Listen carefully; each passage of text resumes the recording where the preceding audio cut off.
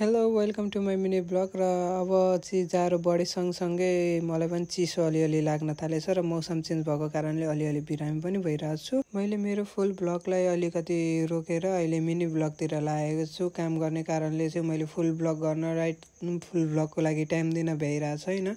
त्यसै गरी चाहिँ मैले मिनी ब्लग स्टार्ट गरेको छु र अब म यही सबमा काम गर्छु, हजुरलाई थाहा नै छ होला। र आइल्यासेस किट भनेको चाहिँ अहिले टिकटकमा ओभर डिमान्डिङ यो छ र हामीसँग लिमिटेडमा आछ। सो हजुरहरूलाई चाहियो भने छिटो भिजिट गरिहाल्नु होला। र आज चाहिँ धेरै दिनपछि काम लाग्यो, 3 दिनपछि जति मलाई लाग्छ होइन।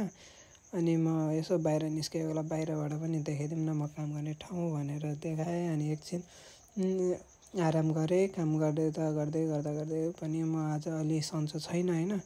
त्यही पनि अब एकछिन चाहिँ बाहिर बसेर हेरेँ, रमाइलो लाग्यो। अनि एकछिन बाहिरको भ्यूहरू इन्जोय गरेँ।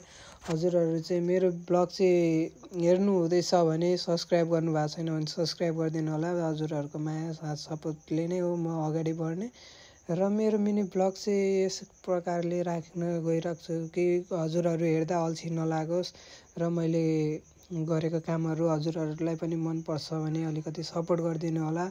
र आजको डे चाहिँ मैले पत्रीको लागि सामान छुट्याएर हामीले चाहिँ छुट्याइसक्यौँ। अनि त्यसपछि चाहिँ आज क्लोजिङ गरेर म लागेँ घरतिर। अब घरतिर लागेपछि चाहिँ हजुरहरूलाई थाहा नै छ यो ब्लग चाहिँ अब यहीँनिर एन्ड हुन्छ।